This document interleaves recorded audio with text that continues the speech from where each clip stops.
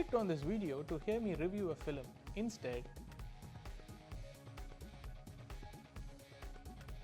annoying, right? More than that, it would feel injustice to the video format itself. And that's pretty much the problem with Gandhi Talks.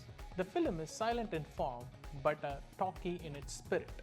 It follows Mahadev, played by Vijay Sethupathi, who is a man stuck in Mumbai's chawl. He struggles to get out of his poverty, taking care of his bedridden mother. Running parallel is Bossman, an industrialist, played by Arvind Swamy, who gets betrayed by his own people and loses almost everything.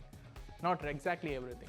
On paper, this contrast of extreme poverty versus fallen privilege should have worked, especially in a silent film. But Gandhi Talks doesn't trust silence. Instead of letting visual do the work, it constantly falls back on text, notes, letters, messages, spelling out what characters feels or intend.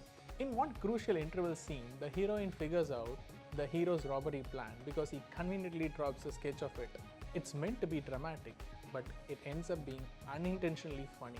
The film just keeps telling instead of showing. What it tells is a familiar moral story about honesty, redemption, and a poor man tempted by a world where Gandhi, meaning money, does all the talking. But the film lingers on poverty for so long that it becomes exhausting rather than affecting. The tone doesn't help either. One moment, it wants to be a dark comedy, the next, it wants emotional sympathy. It reaches for satire like 3 Idiots' Kujli Wali Roti scene, and then suddenly asks us to deeply care for the hero. Even A.R. Rahman's music steps in to tell us how to feel, like a bunch of instruction manuals. And finally, the message feels uneven. Mahadev chooses honesty and ends up as a sanitary worker, while Bossman, the rich, managed to escape the system. By the film's own logic, morality seems reserved for the poor, because the rich don't deal in Gandhi, rupees, a depreciating asset.